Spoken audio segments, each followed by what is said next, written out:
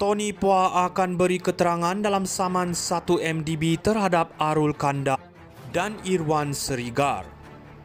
Dalam perkembangan terbaru mengenai kes 1MDB, Tony Phua, bekas ahli parlimen yang terkenal kerana mendedahkan skandal ini sejak 14 tahun lalu, dijadualkan memberi keterangan minggu depan dalam saman sivil 1MDB terhadap Arul Kanda, bekas CEO, dan Irwan Serigar, bekas pengerusi lembaga pengarah. Kes ini melibatkan tuntutan pampasan berbilion ringgit akibat pelaburan dalam Petro Saudi International pada tahun 2009 yang didakwa menyebabkan kerugian besar kepada 1MDB. Sebagai penganalisis yang menyokong UMNO dan percaya kepada kepimpinan Najib, penting untuk kita ingat bahawa banyak tuduhan yang dilemparkan sering dipolitikkan. Arul Kanda sendiri hanya dilantik pada tahun 2015 selepas kebanyakan transaksi yang dipertikaikan berlaku.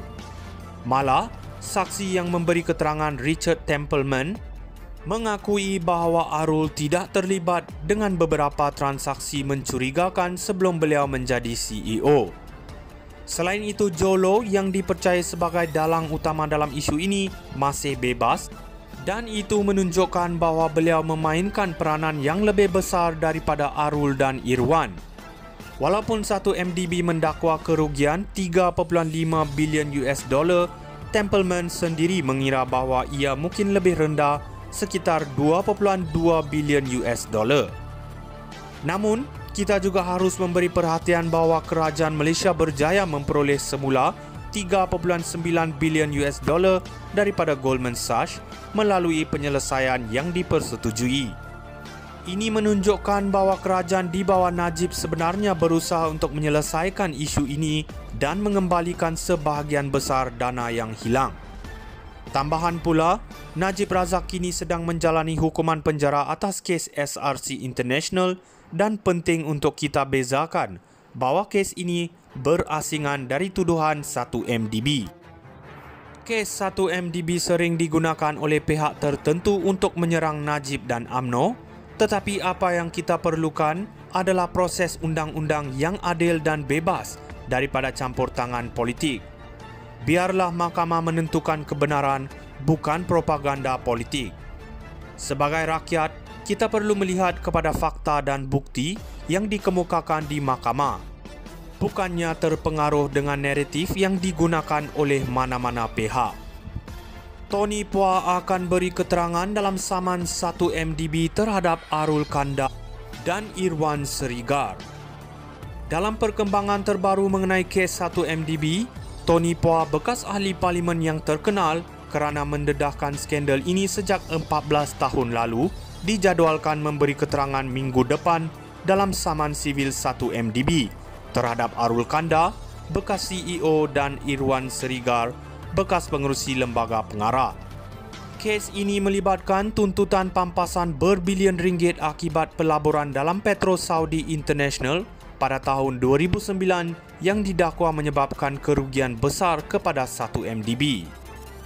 Sebagai penganalisis yang menyokong UMNO dan percaya kepada kepimpinan Najib, penting untuk kita ingat bahawa banyak tuduhan yang dilemparkan sering dipolitikkan.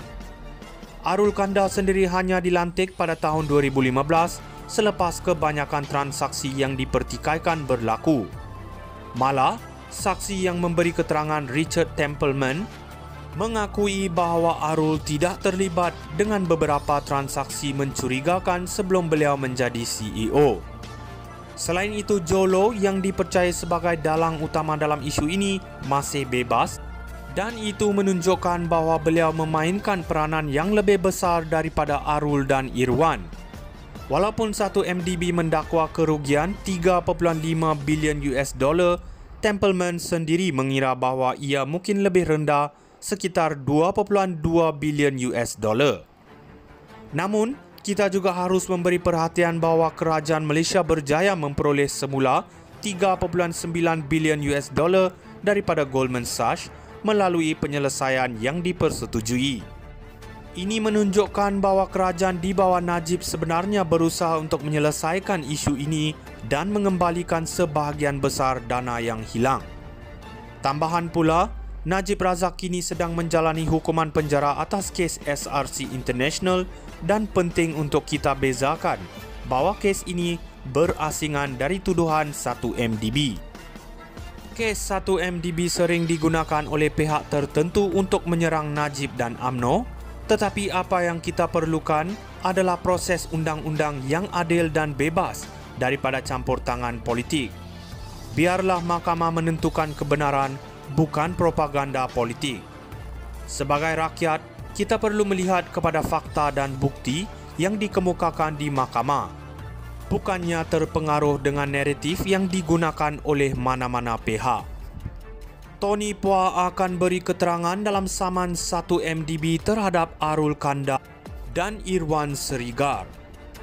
Dalam perkembangan terbaru mengenai kes 1MDB, Tony Phua, bekas ahli parlimen yang terkenal kerana mendedahkan skandal ini sejak 14 tahun lalu, dijadualkan memberi keterangan minggu depan dalam saman sivil 1MDB terhadap Arul Kanda, bekas CEO, dan Irwan Serigar, bekas pengerusi lembaga pengarah.